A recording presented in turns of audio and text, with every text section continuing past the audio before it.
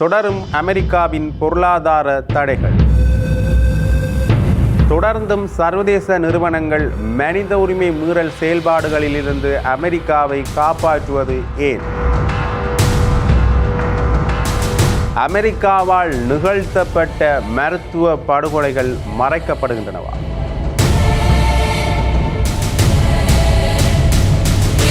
தொடர்ந்து பேசலாம். இது ஆயுதம். இதன் ஒரு சொல் கொல்லும், ஒரு சொல் வெல்லும்.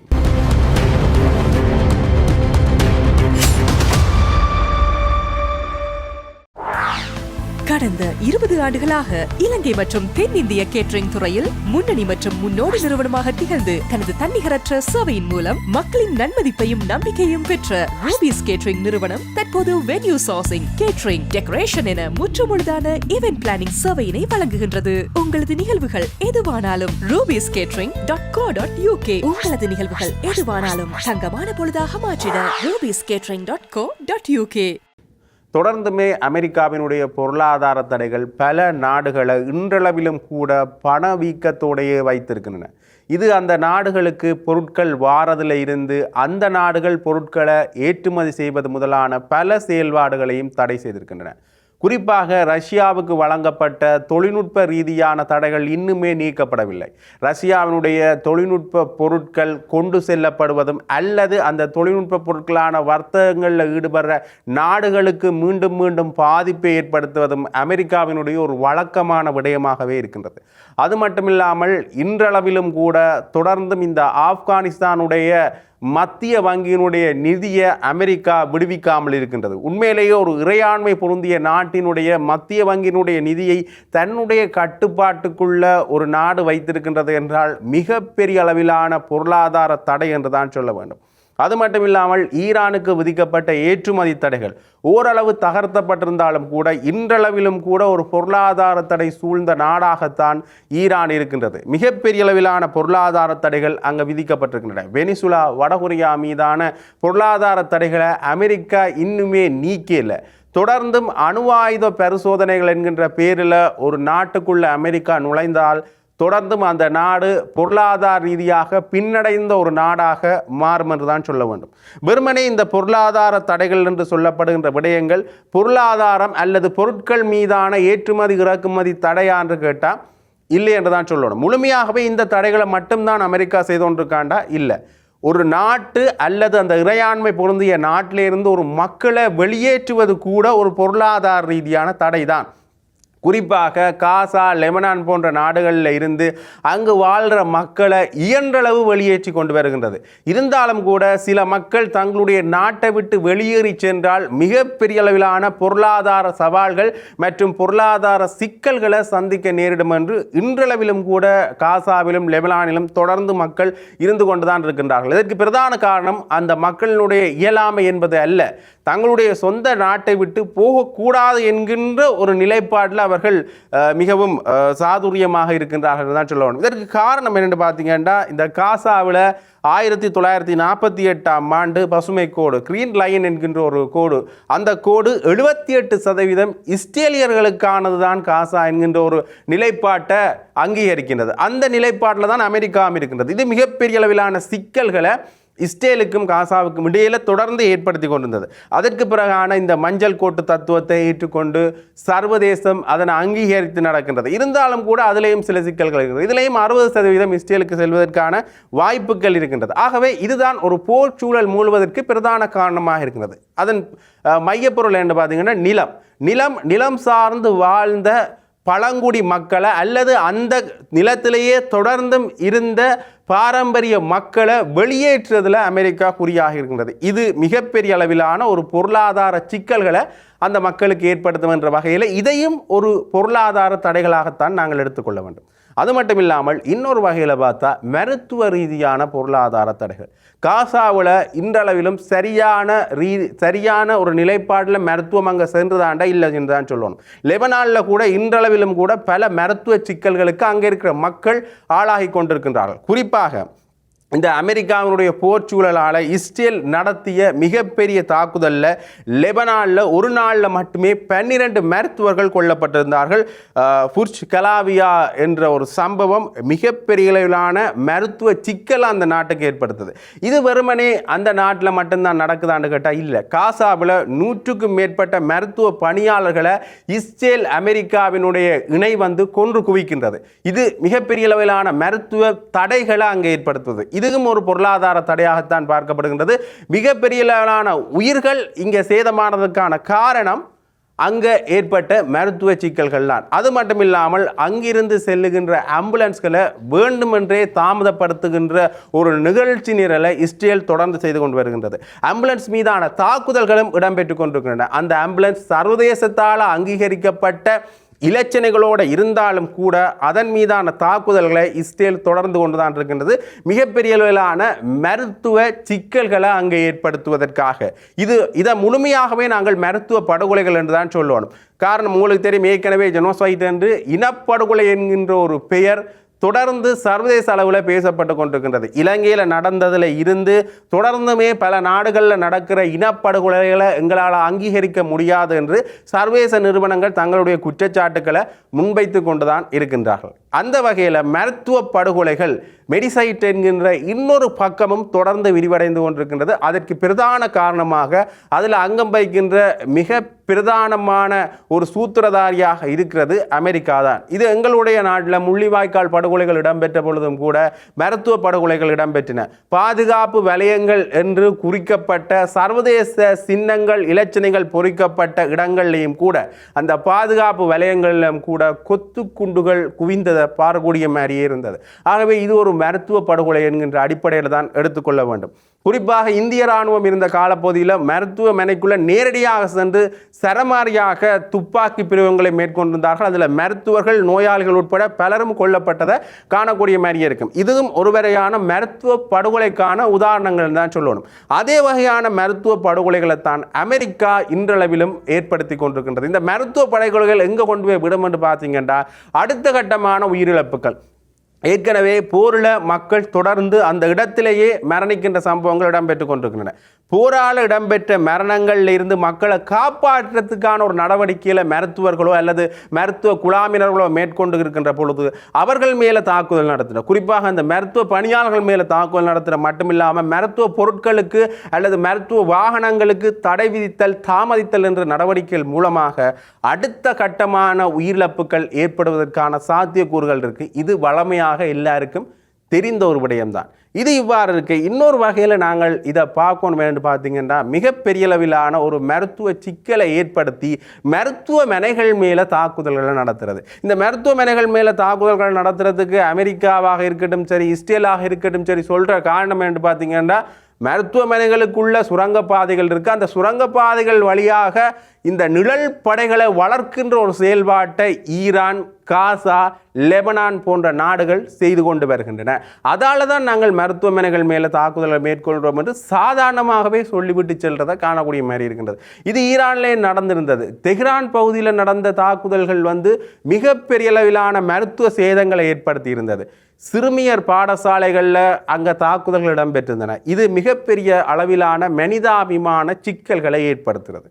ஆகவே இது ஒரு வகையில் பொருளாதார தடைகள் அல்லது பொருளாதார சிக்கல்களை ஏற்படுத்துகின்ற வகைக்குள்ள வரும். ஒன்று இந்த பொருளாதார ரீதியான ஏற்றுமதி இறக்குமதி தடைகளாக இருக்கட்டும், வங்கிகள் மேலே மேற்கொள்ளப்படுற தடைகளாக இருக்கட்டும், அது மட்டும் இல்லாமல் நிலம் சார்ந்த மக்களை வாழ விடாமல் செய்கின்ற ஒரு தடைகளாக இருக்கட்டும். இன்னொரு தடைகள் மருத்துவ தடைகள் மிகப்பெரிய அளவிலாக உலகத்தில் பேசப்படுகின்ற ஒரு தடைகளாக இருக்கின்றன. இதற்கு பிரதான சூத்திரதாரிகளாக இருக்கிறது இஸ்ரேல், அமெரிக்கா. இது ஒரு பெரிய சிக்கல்களை ஏற்படுத்தும். அடுத்ததாக பட்டினி சாவுகள் என்ற அடிப்படையிலையும் இந்த ஒரு தடைகள் அல்லது மக்கள் மீதான மனிதாபிமான செயல்பாடுகள், மனிதாபிமானமற்ற செயல்பாடுகளை மேற்கொள்றதை காணக்கூடிய மாதிரி இருக்கின்றது. சரி, இந்த மனிதாபிமான செயல்பாடுகளுக்கு ஐசிசி குற்றவியல் நீதிமன்றம் எடுத்த நடவடிக்கை என்ன என்று கேட்டால் தொடர்ந்துமே சார்ந்த பேசுபவர்கள் விசாரணை அறிக்கைகள் வெளிவந்து கொண்டிருக்கின்றன. அது மட்டும் இல்லாமல் இஸ்ரேல் மேலையும் ரஷ்யா மேலையும் தொடர்ந்தும் இதற்கான தடைகளையும் பயண தடைகளையும் விதித்து கொண்டுதான் இருக்கிறன. இருந்தாலும் கூட தொடர்ந்தும் இந்த செயல்பாடுகள் நடக்கிறத காணக்கூடிய மாதிரியே இருக்கின்றது. இதற்கு காரணம் என்னென்று பார்த்தீங்கன்னா அமெரிக்கா. இந்த அமெரிக்காவிட்ட இருக்கின்ற தொடர்பாடல் தொழில்நுட்பம் என்கின்ற விடயம், அது மட்டுமில்லாமல் பொருளாதாரத்தை கையாளுகின்ற இந்த 2 விடயங்களையும் பயன்படுத்தி மிகப்பெரிய அளவிலான சிக்கல்களை ஏற்படுத்துது. குறிப்பாக இந்த ICC நீதிமன்றத்தில் இந்த இஸ்ரேல் காசாவில் நடந்த மனிதாபிமான மீறல்கள், மனிதாபிமான உரிமை மீறல்கள் என்ற அடிப்படையில் நடந்த விசாரணை அதிகாரிகளாக இருந்தவர்களாக இருக்கட்டும் சரி, வழக்கறிஞர்களாக நீதிபதிகளாக இருந்தவர்கள் மேலே தொடர்ந்து அமெரிக்கா தன்னுடைய அடுத்த முகத்தை காட்டுகின்றது. அதுதான் அவர்களுடைய இந்த வங்கி கணக்குகள் முடக்கப்படுதல், வங்கி அட்டைகள் முடக்கப்படுதல், நிரந்தரமாகவே அவர்களுடைய கூகுள் அக்கவுண்ட்ஸ் முடக்கப்படுதல், கூகுள் கணக்குகள் முடக்கப்படுதல் என்கின்ற அடுத்த கட்ட நடவடிக்கைகளை மேற்கொள்கிறது. ஏற்கனவே இலங்கையிலையும் இந்த பெரும்பான்மை அரசியல்வாதிகள் அல்லது சிங்கள பலமையான ஒரு இனவாத ரீதியான கருத்துக்களை மேற்கொள்கிற அரசியல்வாதிகள் அல்லது ஆட்சிக்கு வந்த அரசாங்கத்தால் நிகழ்த்தப்படுற வழக்கமான ஒரு விடயத்தை அமெரிக்கா கையில் எடுத்திருக்கிறது. உங்களுக்கு தெரியும், ஏற்கனவே இந்த குருந்தூர் மலை விவகாரமாக இருக்கட்டும், வெடுக்குநாரி மலை விவகாரமாக இருக்கட்டும், இந்த விவகாரங்களில் உள்ளுக்கு வந்த தொடர் சட்ட ரீதியான நிபுணர்கள் அல்லது நீதிபதிகள் கூட வெளிநாட்டுக்கு சென்றதை பார்க்கக்கூடிய மாதிரி இருக்கிறது. இதுவும் ஒரு வகையான அரசியல் ரீதியான மறைமுகமான மிரட்டல் என்று தான் நாங்கள் எடுத்துக்கொள்ளணும். அதே மாதிரியான ஒரு நிலைப்பாட்டைத்தான் தொடர்ந்தும் அமெரிக்கா செய்து கொண்டு வருகின்றது. இவர்கள் மீதான தடைகள் அடுத்த கட்ட நகர்வுகளுக்கான சிக்கல்களை ஏற்படுத்தினது. உண்மையிலேயே இந்த அமெரிக்காவுக்கு எதிரான நிலைப்பாடுகளில் குற்றவியல் நீதிமன்றத்தில் மட்டுமில்லாமல் ஐநாவினுடைய எந்த நிறுவனத்தில் செஞ்சாலும் அதற்குரிய அடுத்த கட்டமான நடவடிக்கையில் என்னென்றால் உடனடியாக அவர்கள் கொல்லப்படுவதாகும் அல்லது ஐநாவிலிருந்து முற்றாக அவர்கள் விலக்களிக்கப்படுற ஒரு நடைமுறையை பார்க்கக்கூடிய மாதிரி இருக்கின்றது. ஏற்கனவே ஐநாவில் இருந்து விலகி வந்த குறிப்பாக தமிழ் அதிகாரிகள் கூட தங்களுடைய நிலைப்பாடுகளை வெளிப்படுத்தியிருந்தார்கள். ஐநா என்றது ஒரு இப்போ வரைக்குமே ஒரு தேவையற்ற நிறுவனமாகத்தான் இருக்கின்றது. மக்களுடைய தேவைகளுக்காக உருவாக்கப்பட்டது, சிறுபான்மையினத்தவர்களுக்காக உருவாக்கப்பட்டது, வல்லாதிக்க நாடுகள்கிட்ட இருந்து ஏனைய நாடுகளை பாதுகாப்பதற்காக உருவாக்கப்பட்ட ஒரு விடயம் இப்போ ஒரு தேவையற்ற ஒரு விடயமாக இருக்கின்றது. ஒரு இழப்பீட்டு நிறுவனங்களாக கூட செயல்பட முடியாத அளவுக்குத்தான் ஐநாவினுடைய நிறுவனங்கள் இருக்கின்றன என்கிற விமர்சனம் தொடர்ந்து ஐநா மேலே முன்வைக்கப்பட்டு கொண்டே இருக்கின்றது. அதற்கு பிரதானமான காரணம் என்னென்று பார்த்தீங்கன்னா அமெரிக்காவினுடைய செயல்பாடுகள். உடனடியாக அந்த தனிப்பட்ட நபர்கள் மேலேயே பொருளாதார தடைகளையும் அவர்களது தொழில்நுட்ப ரீதியான கணக்குகளையும் முடக்கிறத பார்க்கக்கூடிய மாதிரியே இருக்கின்றது. சரி, இதற்கான அடுத்த கட்டமான தீர்வு நடவடிக்கை என்று பார்த்தீங்கன்னா அங்கேயும் ஒரு கேள்விக்குறி ஒன்று தான் இருக்கின்றது. ஏனென்றால் ஆப்பிள், கூகுள் போன்ற மிகப்பெரிய அளவிலான தொடர்பாடல் நிறுவனங்கள் தன்னுடைய கைக்குள்ள வச்சிருக்கின்றது. இப்போ இந்த தொடர்பாடல் உலகத்தில் உங்களுக்கு தெரியும், இந்த 2 நிறுவனங்களுமே மிகப்பெரிய அளவிலான தாக்கத்தை, செல்வாக்கை செலுத்துகின்ற ஒரு நடைமுறை இப்போ சாதாரண பொதுமக்கள் மத்தியிலேயே இருக்கின்றது. ஆகவே எங்களுடைய அன்றாட வாழ்க்கைக்கு தேவையான பிரதான விடயங்களில் உணவு, உடை, உறைகள் போன்ற இப்போ தொழில்நுட்பமும் சேர்ந்து இருக்கின்றது. ஆகவே இந்த தொழில்நுட்ப கணக்கில் முடக்குதன் மூலமாக அவர்களுடைய ஒட்டுமொத்த வாழ்வியலையே ஒரு எல்லைக்குள்ள முடக்குகின்ற ஒரு செயல்பாடைத்தான் அமெரிக்கா தொடர்ந்து செய்கின்றது. ஒரு கட்டத்தில் ஒரு வகையில் இந்த பொருளாதார சிக்கல்களை ஏற்படுத்துறதுல முகாந்திரமாக இருந்த அமெரிக்கா இப்போ தொழில்நுட்ப ரீதியான விடயங்களில் முகாந்திரமாக மாறி இருக்கிறது. குறிப்பாக ஏஐ தொழில்நுட்பம் சார்ந்த விடயங்களில் யார் யார் முன்னுக்கு நிற்கின்றார்கள், யார் யார் அடுத்த கட்டமாக செயல்படுகின்றார்கள் என்று பார்த்து அவர்களை முடக்கிற அடுத்த கட்ட செயல்பாடுகளை மேற்கொண்டிருக்கின்றது. குறிப்பாக இந்த சீனாவினுடைய தொழில்நுட்ப வளர்ச்சி மிகப்பெரிய அளவிலான சிக்கல்களை அமெரிக்காவுக்கு ஏற்படுத்தும் என்றது பலருடைய கணிப்பாகத்தான் இருக்கிறது. ஆகவே சீனா கூட இந்த போரை தனக்காக பயன்படுத்தி கொண்டிருக்கின்றது. என்ன காரணம் என்று பார்த்தீங்கன்னா தன்னுடைய வளர்ச்சியில் இனி யாருமே கண் வைக்க முடியாது, அடுத்த கட்டமாக தன்னுடைய வளர்ச்சியை கண்டுகொள்ள மாட்டார்கள் என்ற அடிப்படையில் அவர்கள் இந்த போர் சம்பந்தமான விடயங்கள் தங்களுக்கு தேவையாக இருக்கின்றன. அது மட்டும் இல்லாமல் அமெரிக்காவினுடைய பொருளாதார அழிவு கூட தங்களுக்கு ஒரு தேவையான விடயம் என்று தொடர்ந்து தொழில்நுட்ப ரீதியான தங்களுடைய நடவடிக்கைகளை மேற்கொண்டிருக்கிறார்கள். குறிப்பாக சீனாவினுடைய அதிபர் அண்மையில் பேசுகின்ற பொழுதும் கூட எங்களுடைய பாதுகாப்பு என்பது வெறுமனே இராணுவ பாதுகாப்பு மட்டுமல்ல, தொழில்நுட்ப ரீதியான பொருளாதார பாதுகாப்புகளும் தான் எங்களுடைய பாதுகாப்புகள் என்று நேரடியாக சொல்லியிருந்தார். ஆகவே இந்த உலகளாவிய நாடுகள் தொழில்நுட்பம் என்ற ஒரு விடயத்தை கையில் எடுத்திருக்கின்றன. அதன் மூலமாக அடுத்த கட்டமான பாதுகாப்பை உறுதிப்படுத்திக் கொள்ளுது. ஆகவே அமெரிக்கா அடுத்த கட்டமாக நுழைகிற விடயம் என்னென்றால் தொழில்நுட்பம். அதான் உடனடியாக ரஷ்யா மேலே தொழில்நுட்ப தடைகளை விதித்திருந்தது. தொழில்நுட்ப உபகரணங்களில் ஏற்றுமதி இறக்குமதி செய்கிற தடைகளை அமெரிக்கா விதித்தது கூட இதனுடைய ஒரு பங்கு என்று தான் சொல்லணும். இப்போ நேரடியான போர்களை மேற்கொண்டிருக்கின்ற அமெரிக்கா இனி வரும் காலங்களில் இந்த ஏஐ தொழில்நுட்பம் ரீதியான தடைகளை ஏற்படுத்தும். அது மட்டும் இல்லாமல் கணக்குகள் நேரடியான இந்த கூகுள் கணக்குகளாக இருக்கட்டும், ஆப்பிள் கணக்குகளாக இருக்கட்டும், அனைத்து கணக்குகளையும் முடக்குதல் என்கின்ற அடுத்த நிலைப்பாடுகளை முன்வைப்பதற்கான சாத்தியக்கூறுகளும் இருக்கின்றன. ஏற்கனவே அதனுடைய ஒரு பரீட்சார்த்த முயற்சிகளை தொடர்ந்தும் அமெரிக்கா மேற்கொண்டு வரதை காணக்கூடிய மாதிரி இருக்கிறது. ஆகவே இனி வல்லாதிக்க நாடுகள் என்று சொல்லப்படுகின்ற நாடுகளும் வளர்ந்து வருகின்ற நாடுகள் என்று சொல்லப்படுகின்ற நாடுகளும் எந்த அளவிலான நடவடிக்கைகளை எடுக்கும் என்ற ஒரு சிக்கல் நிலைமை இருக்கிறது. ஏற்கனவே எங்களுடைய காணொளிகளில் நாங்கள் பதிவு செய்தது போல ரஷ்யாவாக இருக்கட்டும், சீனாவாக இருக்கட்டும், தங்களுடைய தேவைகளுக்காகத்தான் அவர்கள் செயல்படுகின்றன தவிர கீழத்தேச நாடுகளுக்கான தேவைகளுக்காகவோ அல்லது வளைகுடா மத்திய கிழக்கு நாடுகளில் நடக்கின்ற போர் பதற்றம் சூழ்நிலையை எவ்வாறு குறைத்து கொள்ளர் என்ற ஒரு நிலைப்பாட்டிலேயோ செயல்படுகின்றான்ற சிக்கல் நிலைமை தான் இருக்கின்றது.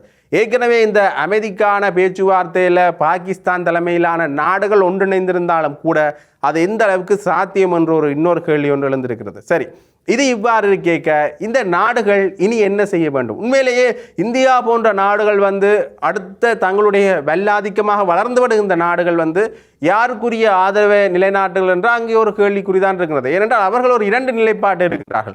அமெரிக்காவுக்கான ஒரு ஆதரவு நிலைப்பாடு எடுக்கின்ற அதே நேரத்தில் ஈரானுக்கான அல்லது பாதிக்கப்பட்ட நாடுகளுக்கான ஆதரவு நிலைப்பாட்டையும் எடுக்கின்றார்கள். மனிதாபிமான அடிப்படையில் ஒரு வெறுமனே ஒரு பேச்சு என்கின்ற ஒரு நிலைப்பாட்டில் தான் இந்தியா போன்ற நாடுகளினுடைய ஒரு வார்த்தை பிரயோகங்கள் இருக்கின்றது. நாங்கள் இந்த மனிதாபிமானத்திற்கு எதிரான குரல்களை எழுப்புகின்றோம். அந்த குரல்கள் எந்த அளவுக்கு அமெரிக்கா மேலேயும் இஸ்ரேல் மேலேயும் செல்வாக்கு செலுத்துது என்றால் அது ஒரு கேள்விக்குறியாகத்தான் இருக்கிறது. அது மட்டும் இல்லாமல் இந்த அமெரிக்காவை விடுத்து அடுத்த தலைமை யார் என்கின்ற இன்னொரு கேள்வி இருக்கின்றது.